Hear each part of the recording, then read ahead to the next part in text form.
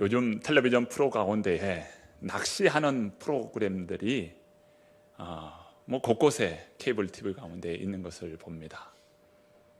낚시하는 사람들의 이야기를 들으면 낚시하는 것이 얼마나 참 재밌고 또 낚시가 얼마나 잘 되는지, 그렇게 나는 이렇게 이번 낚시를 통해서 이렇게 큰 물고기도 잡고 이렇게 많은 물고기도 잡았노라고 자신의 그 경험담을 이야기합니다. 그런데 막상 낚시하는 곳에 가서 낚시를 하면 낚시하는 게 쉽습니까? 잘 잡히던가요? 이야기하는 그 말 듣고 낚시해보면 그 낚시가 쉽지 않습니다. 그리고 많은 인내심이 요구합니다. 이게 낚시하는 것이죠. 그런데 영혼을 낚는, 사람을 낚는 어부, 이 일 또한 결코 쉽지 않다는 것을 보게 됩니다. 그런데 놀라운 것은 영혼을 낚는, 사람 낚는 이 어부, 그 일은 영혼이 구원받는 일이고 영원한 가치가 있는 일이기에 이 일은 너무도 소중한 일이지요. 오늘 본문은 이렇게 말씀을 시작합니다. 여러분 1장 14절 말씀 우리 같이 한번 읽어보시죠. 요한이 잡힌 후 예수께서 갈릴리에 오셔서 하나님의 복음을 전파하여. 자, 요한이 잡힌 후 예수님께서 사역을 시작하셨다는 겁니다. 요한은 어떤 인물입니까? 구약의 마지막 인물이에요.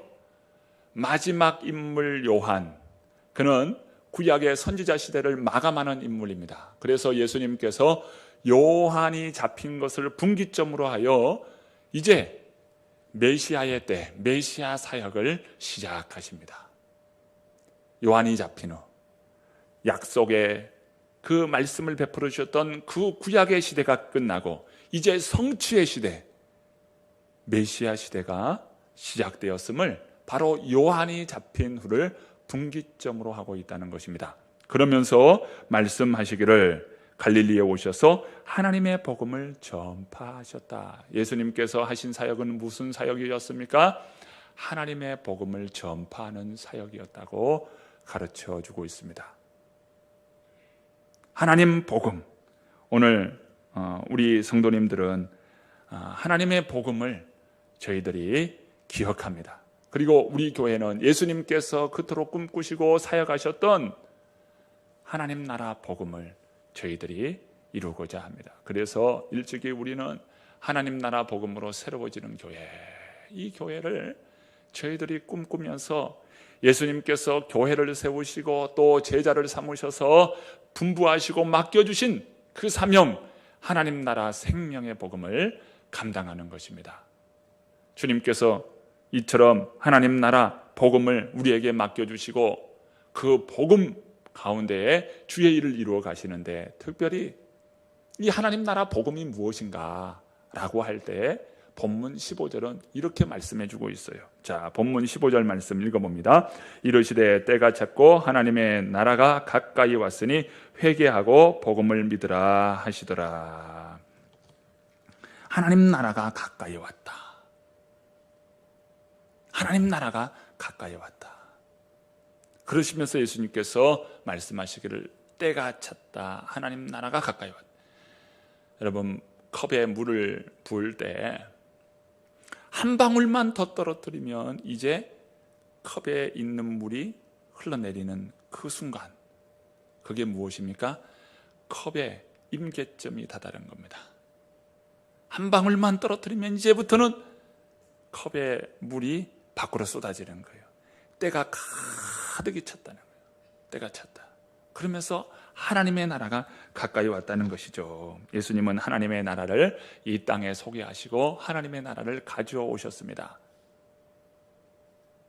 그러면 하나님의 나라, 그 하나님의 나라는 어떻게 들어가고 하나님 나라 백성이 어떻게 되는가, 그것을 말씀해 주고 있는데 회개하고 복음을 믿으라고 말씀합니다.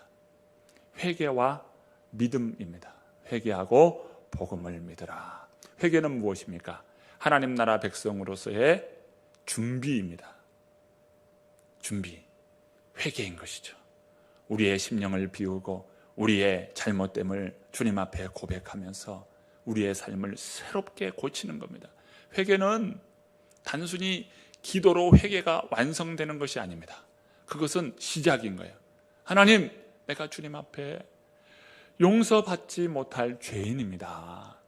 이것은 고백인 것이죠. 우리의 입술의 고백입니다. 자, 여기서부터 무엇이 됩니까? 이제 삶을 바꾸는 것입니다. 그러니까 회개라고 하는 것은 정말 나는 죄인이라고 하는 그 마음, 내가 하나님 잘못했어요, 미안한 마음, 그것이 회개가 아니에요. 회개는 보다 적극적인 것입니다. 회개는 나의 삶을 바꾸는 것이에요. 우선순위를 바꾸는 것입니다. 그전에는 어떤 삶을 살았습니까? 세상의 소욕을 쫓아서 살았습니다.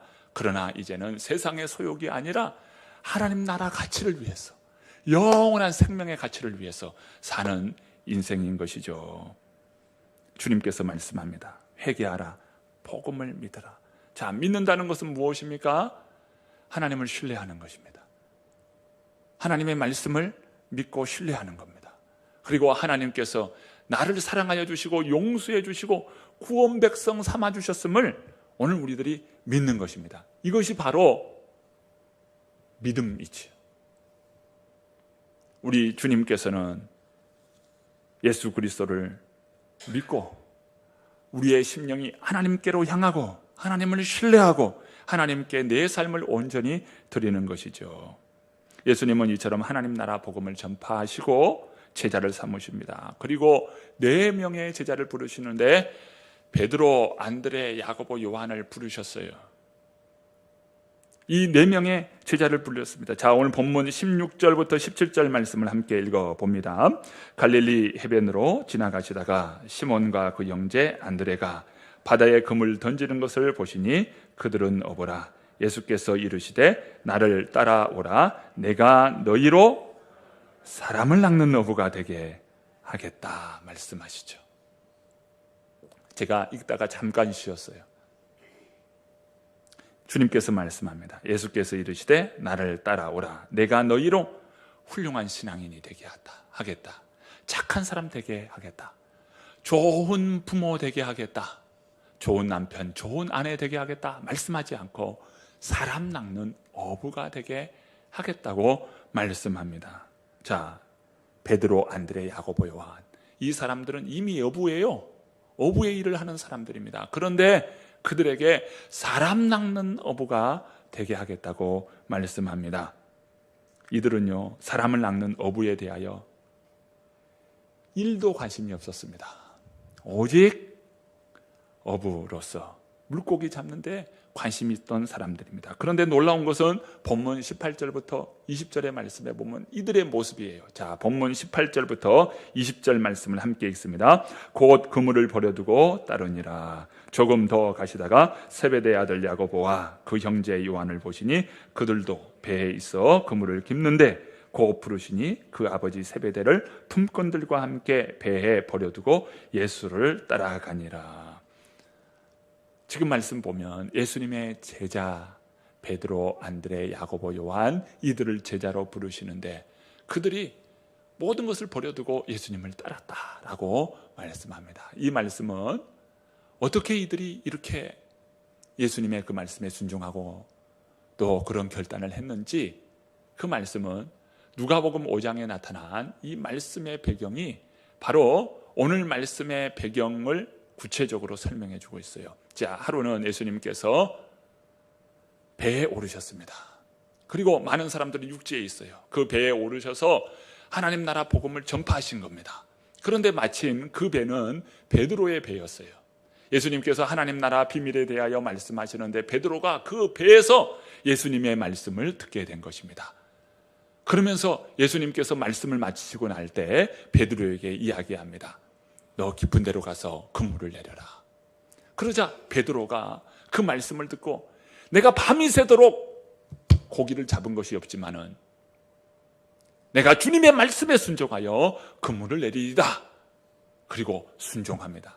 깊은 데로 가서 그물을 내렸습니다. 결과가 어떠합니까? 많은 고기가 잡혔어요. 그러자 그 고기가 많이 잡힌 것으로 인해요 그물이 찢어질 정도가 되니까 세베대의 두 아들 야고보와 요한을 청하여 부릅니다. 어이 세베대의 아들 야고보 요한, 어서 와서 우리를 도우라. 그래서 그물을 함께 들어 올리니 두 배에 가득 잠기게 되었다는 겁니다. 이 모습을 본 베드로는 이것을 경험하였습니다. 베드로는 그곳에 털썩 주저앉고 주여 나는 죄인이로소이다. 나를 떠나소서. 그때 예수님께서 이제후로는 너는 사람을 낚는 어부가 되리라. 베드로가 왜 예수님 앞에 무릎을 꿇었으며 많은 고기 잡았으니 야 이제 우리가 이제 먹고 살 일은 걱정이 없어서 그렇게 예수님 앞에 감사의 표현으로 그렇게 한 것입니까? 아니죠. 지금까지는 내가 세상을 위해서 살았지만은 정말 주님의 말씀을 듣노라니 하나님의 나라가 있음을 알고 그 하나님의 나라의 그 놀라운 축복을 깨닫고 자신의 죄를 주님 앞에 회개하면서 주님 나는 죄인입니다 이 고백을 하게 된 것이죠.